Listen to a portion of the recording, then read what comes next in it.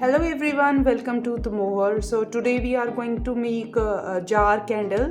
As I told in one of the last videos that jar candle is basically made from the soya chunks, which is softer than the soya flakes. We do not use pure soya flakes, and soya chunk is used to make this candle, and you can see the crumbles of the two different shades of the pink. So without any delays, let's get started at how we make this beautiful jar candle. So now we are melting our soya chunks to make a jar candle, and you can, if you notice that I have added water in this aluminium container, and above it I have kept my stainless steel in which soya chunks are being melted. So I have kept very low temperature, low flame I can say, and I am waiting for my chunks to get melted. So as I already told in the last video also, I have told that we keep the amount of water in a such a way that when this is boiling, it should not come to touch this or to have this in this where our chunk is melting. So also make sure that keep it at the low flame, because it melts easily. It will hardly take 5 to 7 minutes to get melt. You can see that now it has now completely melted. Now we will switch off the flame and we will take it out of it. So I am going to use this glass jar for making jar candle, and it is almost like in length 4.7, and the diameter is almost around 4.5. So I will use a very thin wick for this, because the diameter of this candle jar is very small. So what I am going to use is this cotton wick. I bought this complete bundle of rupees 50 from a stationery shop, and the thickness of this wick is very small. So what I am going to do is I am using this thread, and I will cut according to the requirement of this jar, and then I will dip this in the melted wax which I have recently melted for pouring into this jar. So right now I am just using this much thread, and I will cut it. And because I am making my own wick, although there are several wicks are available in the market, so what I am going to do is I am just going to dip this in this melted soya wax.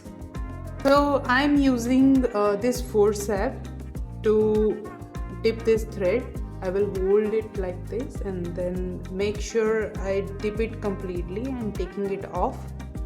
I am also trying to get rid of the excess of the wax from this thread. Now what I am going to do is I am just taking up one of the wick sustainer, and then I am going to add, passing this thread wick, I would say, through it, and then I will tie it using the plier. Here we go. So now I have prepared my wick along with the sustainer, and I will now fix this using the, either we can use the wick sticker, or we can also use glue gun for it. So this is the wick sticker, and I am just taking half of the portion of it. I am just peeling off the above sticker from here. I have completely taken it off, no worries. So just I am fixing over here and just removing the other side. And now make sure that we add this the center of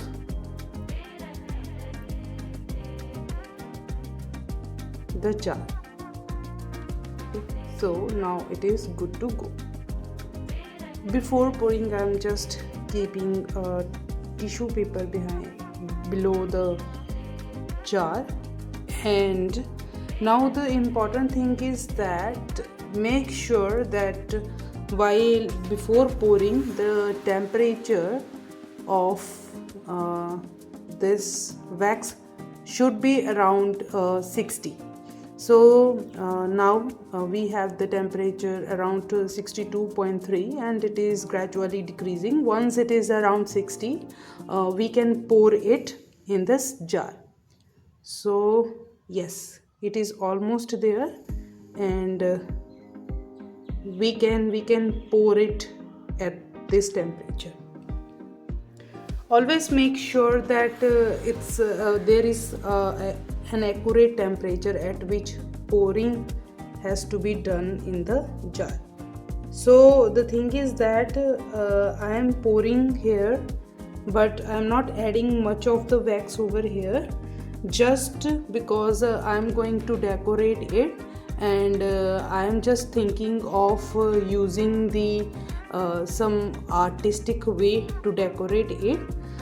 Before this, you can see that we need a sustainer for this wick.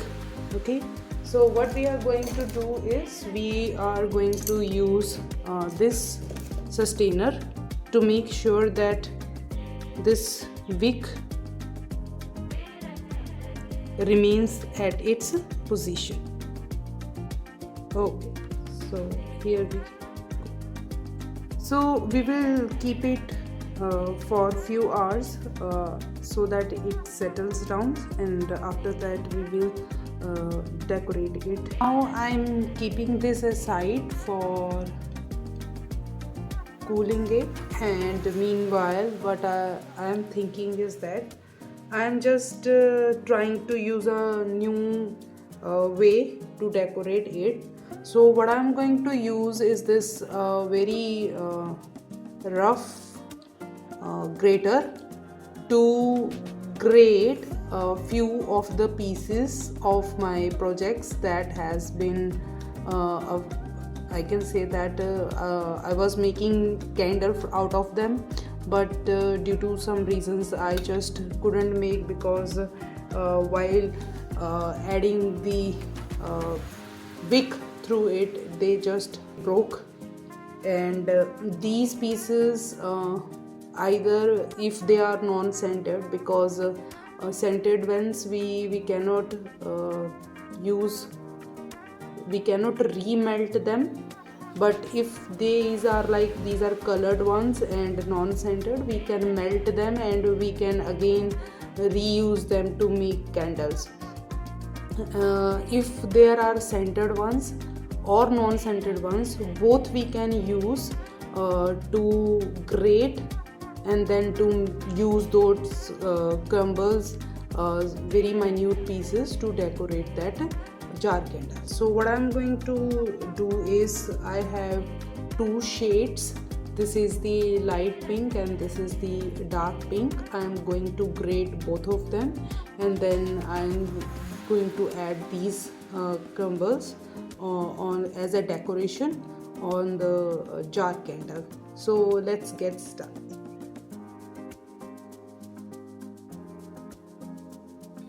So I'm going to rub against this, and you can see that it is coming there, and they are looking very beautiful. And I am also adding few of them of the darker shade. I think this is enough.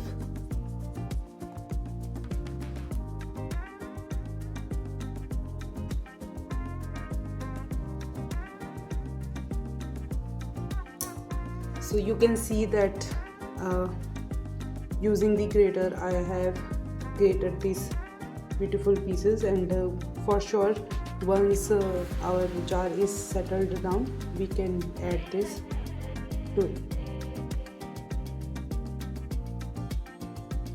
Let's check our candle. I'm keeping this aside.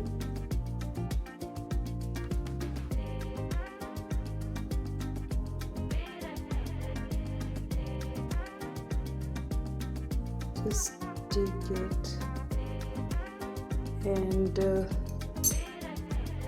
seems that it is semi-dry right now.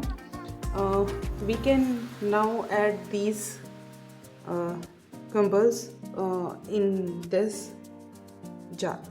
So let's mix them and then add them, because I have used 2 different shades of pink. I will gradually add. Soya wax is a little bit sticky, so its temperature is not that high as of paraffin wax. So sometimes I feel that it comes and we can feel its stickiness on hands. So that is why I'm just using the popsicle stick to add this, and I'm using this narrow stick just to make sure that I can add this crumble and make sure that it distributes equally. So it is almost there. So I think this is more than enough to add.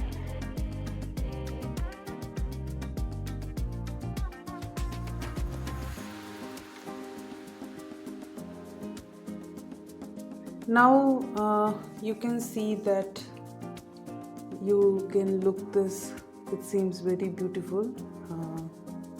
Okay, see, it has come out, the result is, the output is very beautiful. And we can cut this extra wick. Always make sure that keep this wick as small as possible, because the burning of the candle not only depends upon the thickness of the wick, but it also depends on the length of the wick.